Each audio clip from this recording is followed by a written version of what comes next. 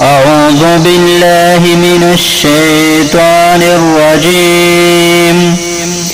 بسم الله الرحمن الرحيم.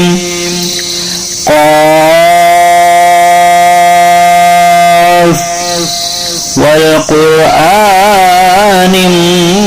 المجيد بل عجبوا أن جاءهم منذر منهم فقال الكافرون هذا شيء عجيب أإذا متنا وكنا ترابا ذلك رجع بعيد قد علمنا ما تنقص الأرض منهم وعندنا كتاب حفيظ بل كذبوا بالحق لما جاءهم فهم في أمر مريج أفلم ينظروا إلى السماء فوقهم كيف بنيناها وزيناها وما لها من فروج والأرض مددناها وألقينا فيها رواسي وأنبتنا فيها من كل زوج بهيج تبصرة وذكرى لكل عبد منيب ونزلنا من السماء ماء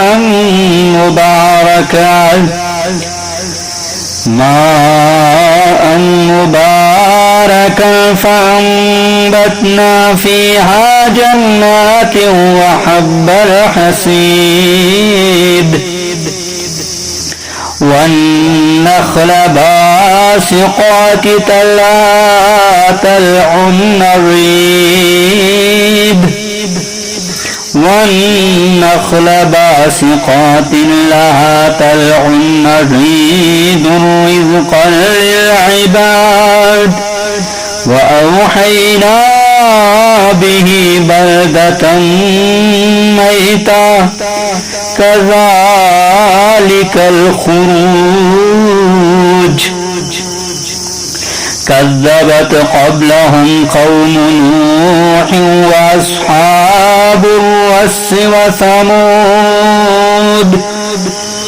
وعاد وفرعون وإخوان لوط وأصحاب الأيكة وقوم تبع كل كذب الرسل فحق وعيد أفعينا بالخلق الأول بل هم في لبس من خلق جديد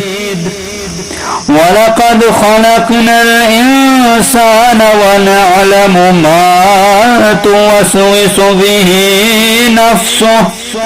ونحن أقرب إليه من حبل الوريد إذ يتلقى المتلقيان عن اليمين وعن الشمال قعيد ما يلفظ من قول إلا لديه رقيب عتيد وجاءت سكرة الموت بالحق ذلك ما كنت منه تحيد ونفخ في الصور ذلك يوم الوعيد وجاءت كل نفس معها سائق وشهيد لقد كنت في غفلة من هذا فكشفنا عنك غطاءك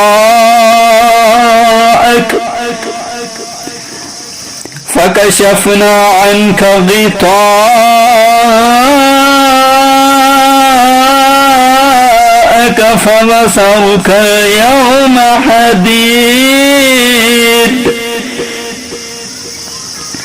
وقال قرينه هذا ما لدي عتيد ألقيا في جهنم كل كفار عنيد مناع للخير معتد مريب الذي جعل مع الله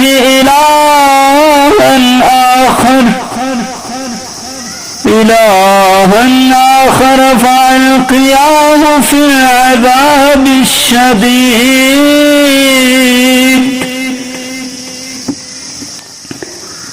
قال قرينه ربنا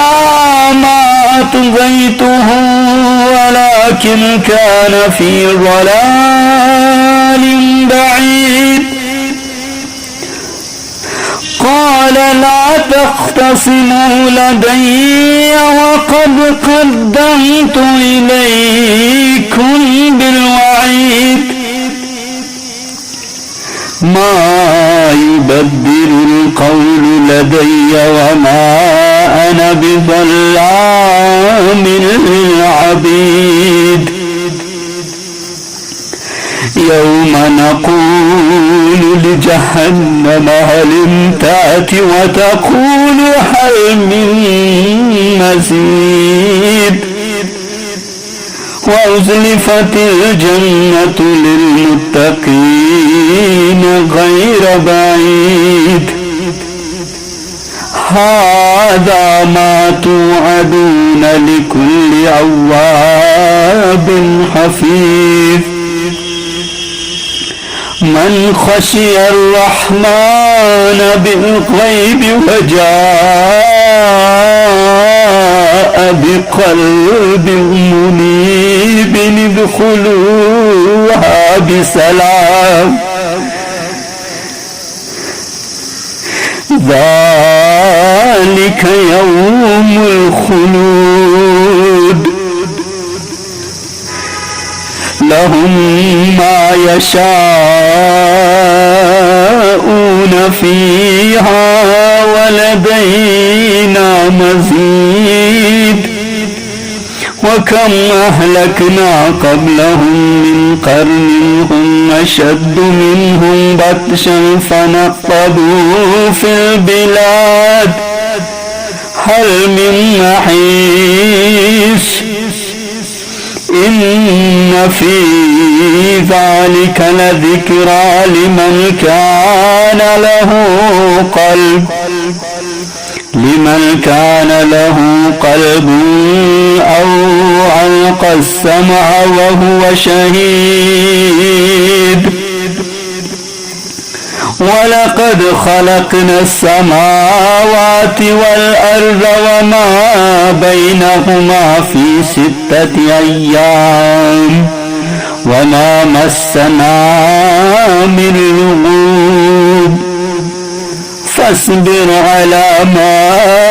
يقولون وسبح بحمد ربك قبل طلوع الشمس وقبل الغروب ومن الليل فسبحه وأدبار السجود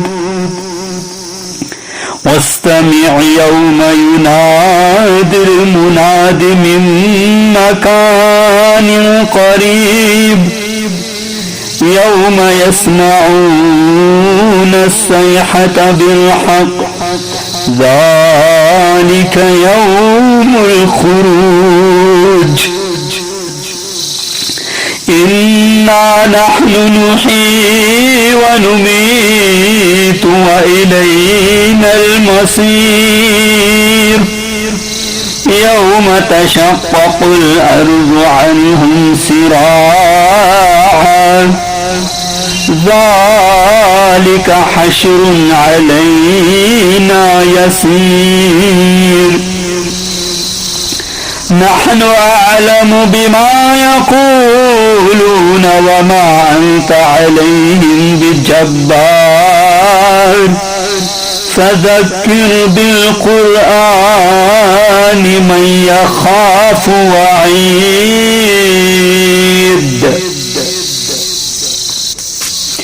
قاف قسم ہے قرآن مجید کی،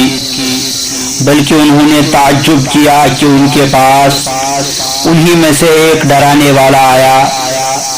پھر کافروں نے کہا یہ تو عجیب بات ہے، کیا جب ہم مر جائیں گے اور مٹی ہو جائیں گے تو کیا دوبارہ اٹھائے جائیں گے؟ یہ واپسی تو عقل سے بہت بعید ہے۔ یقیناً ہمیں علم ہے جو کچھ زمین میں سے ان میں سے کم کرتی ہے، اور ہمارے پاس ایک کتاب ہر چیز کی حفاظت کرنے والی ہے۔ بلکہ انہوں نے حق کو جھٹلایا جب وہ ان کے پاس آیا، چنانچہ وہ ایک الجھے ہوئے معاملے میں ہیں۔ پھر کیا انہوں نے اپنے اوپر آسمان کی طرف نہیں دیکھا کہ ہم نے اسے کیسے بنایا اور ہم نے اسے آراستہ کیا اور اس میں کوئی شگاف نہیں، اور ہم نے زمین پھیلائی اور ہم نے اسے مضبوط پہاڑ گاڑ دیے، اور ہم نے اس میں ہر طرح کی خوشنما نباتات اگائی۔ حق کی طرف رجوع کرنے والے ہر بندے کی بصیرت و نصیحت کے لیے۔ اور ہم نے آسمان سے بابرکت پانی نازل کیا، پھر ہم نے اس کے ذریعے سے باغات اور اناج کے کٹنے والی فصل اگائی، اور کھجور کے بلند والا درخت پیدا کیے جن کے شگوفے تہ بتہ ہیں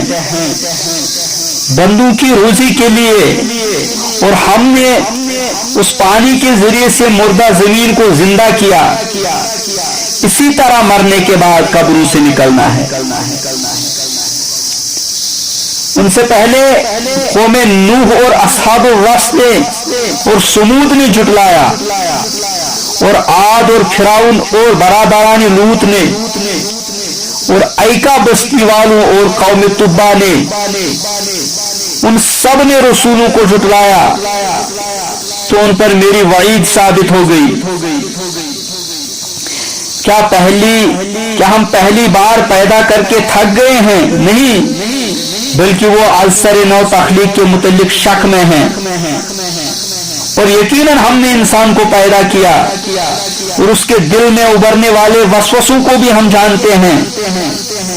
اور ہم اس کی شہرگ سے بھی زیادہ اس کے قریب ہیں۔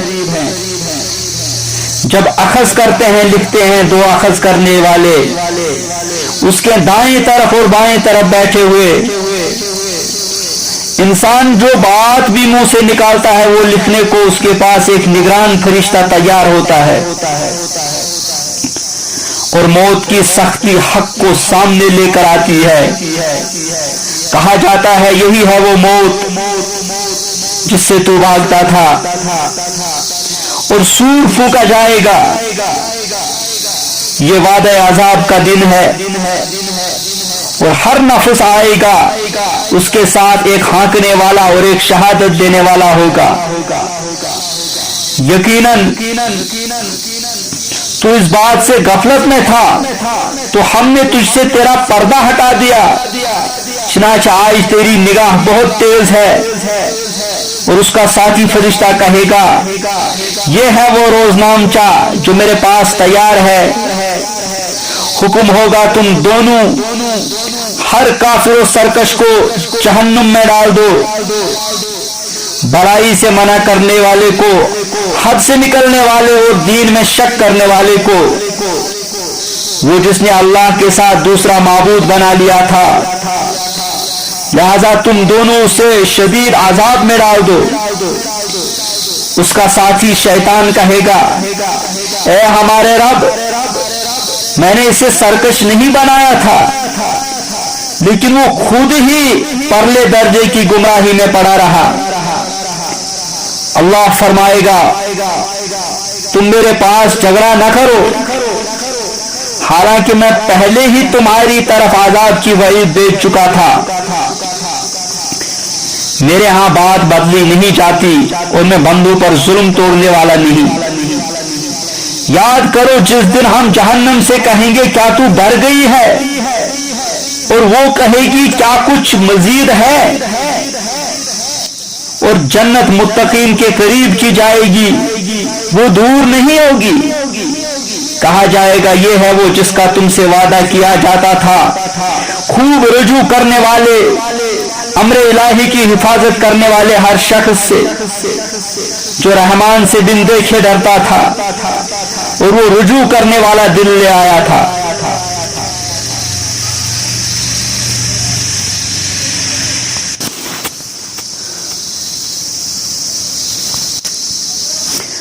جو رحمان سے بن دیکھے ڈرتا تھا اور وہ رجوع کرنے والا دل لے آیا ہے، کہا جائے گا تم اس جنت میں سلامتی سے داخل ہو جاؤ، یہی ہمیشہ رہنے کا دن ہے۔ وہ جو کچھ چاہیں گے ان کے لیے اس میں ہوگا، اور ہمارے پاس مزید بھی ہے، اور ان سے پہلے ہم نے کتنی ہی قومیں ہلاک کر دی، وہ ان سے قوت میں زیادہ سخت تھے، پھر انہوں نے شہروں میں بھاگ دوڑ کی، کیا انہیں ہمارے عذاب سے کوئی بچ نکلنے کی جگہ ملی؟ بلا شبہ اس میں نصیحت ہے اس شخص کے لیے جو آگاہ دل رکھتا ہے، یا وہ کان لگائے جبکہ وہ دل و دماغ سے حاضر ہو۔ اور یقیناً ہم نے آسمانوں اور زمین کو اور جو کچھ ان دونوں کے درمیان ہے 6 دنوں میں پیدا کیا، اور ہمیں کسی قسم کی تھکاوٹ نے چھوا تک نہیں۔ اے نبی علیہ الصلوۃ والسلام، جو وہ کہتے ہیں اب آپ اس پر صبر کریں اور اپنے رب کی حمد کے ساتھ تسبیح کریں، طلوع آفتاب سے غروب آفتاب سے پہلے اور غروب آفتاب سے پہلے، اور رات کے کچھ حصے میں پھر آپ اس کی تسبیح کریں، اور سجود کے بعد بھی، اور توجہ سے سنیے، جس دن منادی کرنے والا قریب کے مقام سے ندا دے گا، جس دن وہ اس چیخ نفخہ ثانیہ کو فی الواقع سنیں گے، یہی قبروں سے نکلنے کا دن ہوگا۔ بلا شبہ ہم ہی زندہ کرتے ہیں اور ہم ہی مارتے ہیں، اور ہماری ہی طرف سب کی واپسی ہے۔ جس دن ان پر سے زمین پھٹے گی جبکہ وہ اس میں سے نکل کر دوڑتے ہوں گے، یہ حشر برپا کرنا ہم پر نہایت آسان ہے۔ ہم اسے خوب جانتے ہیں جو وہ مشرکین کہتے ہیں، اور آپ ان پر زبردستی کرنے والے نہیں، لہذا آپ اس قرآن کے ذریعے اس شخص کو نصیحت کرتے رہیں جو میری وعید سے ڈرتا ہے۔